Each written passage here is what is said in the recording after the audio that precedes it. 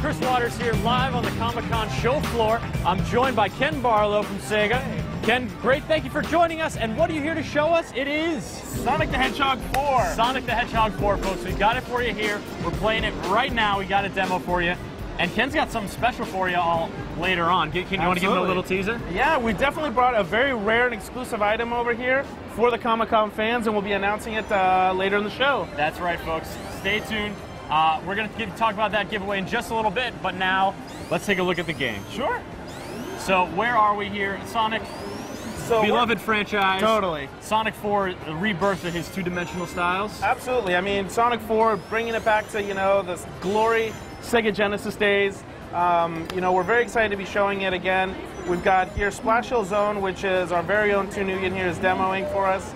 And it really just brings it back to everything that we grew up with, in the 90s about Sonic. We're really taking the time to sort of craft that two-dimensional, momentum-based gameplay. But what's even more amazing is we've made this a real project for the fans.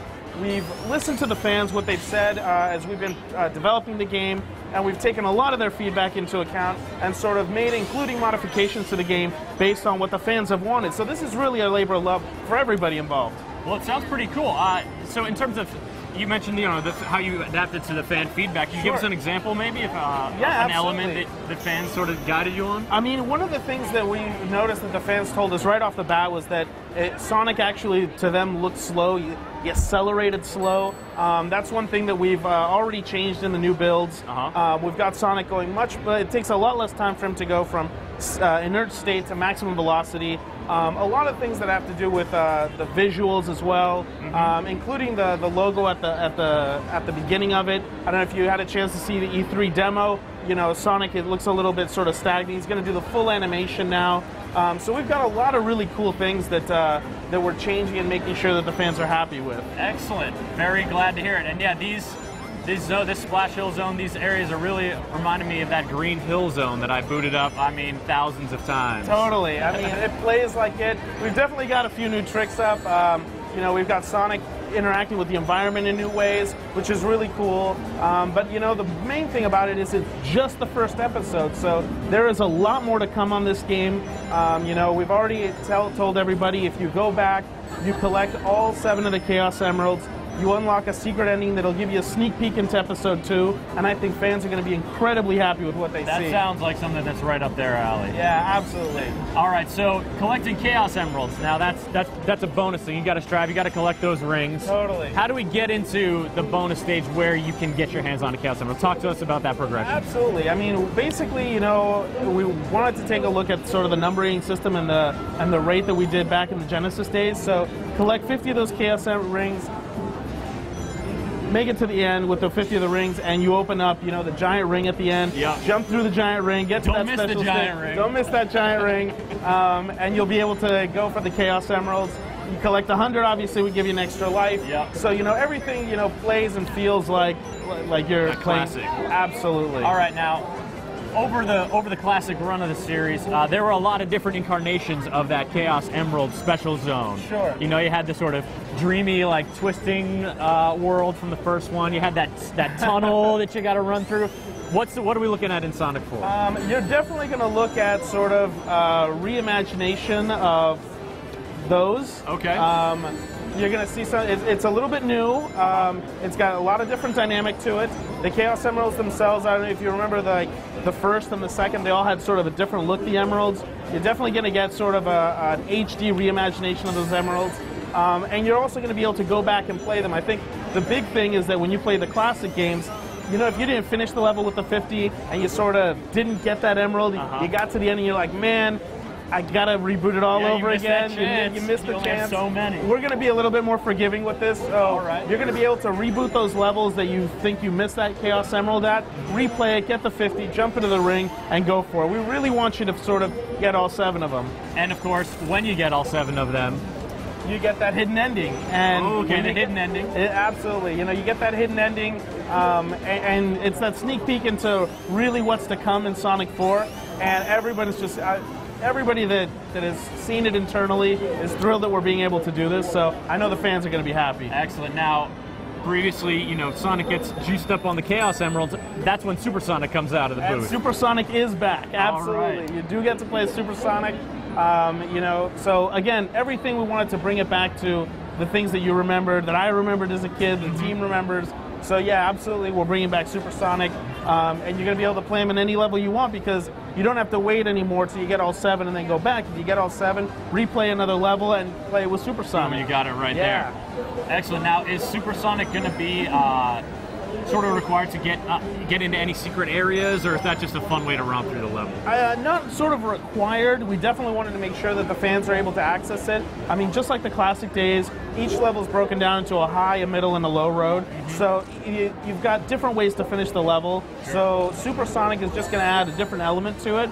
But man, does he just go fast. Yeah, he does. Excellent. Now, we've seen the visual similarities, and obviously this boss is familiar to anyone who got their Sonic the Hedgehog on back in the 90s. But talk to me about the score and the music that you guys are bringing back. You know, the score was really interesting. I mean, we had June on the show not too long ago, and he's the composer for all the music. And basically, you know, I didn't know this, but I guess in the Genesis days, he only could really compose songs with 8 notes.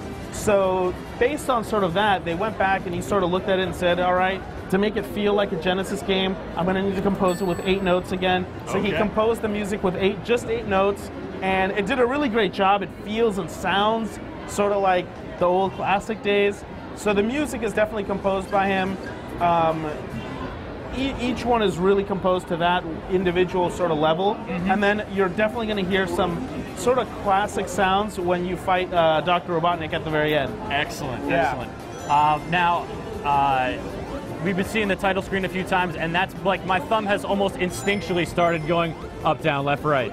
Are we looking forward to any sort of little codes or hidden gems in there? You know, we can't be announcing that just yet. You know, let's get it in the hands of everybody. Fair enough. Well, let's talk about what we can announce now, and that is the special giveaway you guys have brought that we're going to be able to give to our viewers. Totally. So, I mean, I know the fans have been really active with this game since day one, since we first posted the teaser trailer right here on GameSpot, and we announced it as Project Needle Mouse. So, sort of internally, what we did is we created a couple shirts for the crew, and they are the Team Needle Mouse t-shirts. They say Project Needle Mouse, everything that was first announced.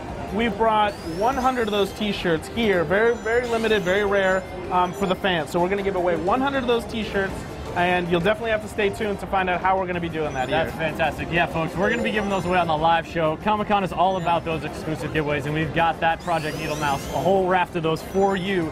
So stay tuned for that. That's definitely something you're not going to want to miss.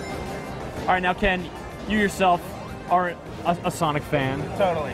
Now, so tell us something in particular you're excited about, maybe like a little Easter egg or something, just some nice touch that really, you know, that really embodies what you guys are trying to do with Sonic 4 here. I mean, ultimately, it really comes down to a team of people, both in Japan, Europe, and the United States, who really cared about the classic Sonic days, really wanted to bring that back.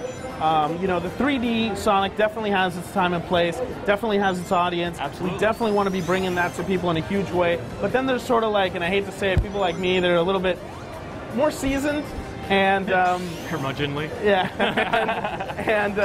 and we wanted to sort of bring them a game that reminded them of their youth. And so, you know, out of that sort of Sonic 4 was born. One of the things that really excites me is continuing that timeline, continuing building off of what Sonic 2, what Sonic 3, and Sonic and Knuckles, which was basically that Death Egg saga, and sort of building the story beyond that, and sort of making sure that we're extending that on. We've also started talking about the fact that you know, some people saw a lot of Sonic games in the 90s on the Genesis. How do they relate to one another? We may be touching on that a little bit briefly with Sonic 4. So I want to make sure that you know, fans are excited that we're revisiting that time and era, and we're bringing it to them in a huge way, and not with a remake or anything. We're bringing it to them as we're going to continue it. Whole you know, new game and a couple more games in the line. Totally. Well, Ken, thanks so much for bringing Thank this you. by. Much appreciated.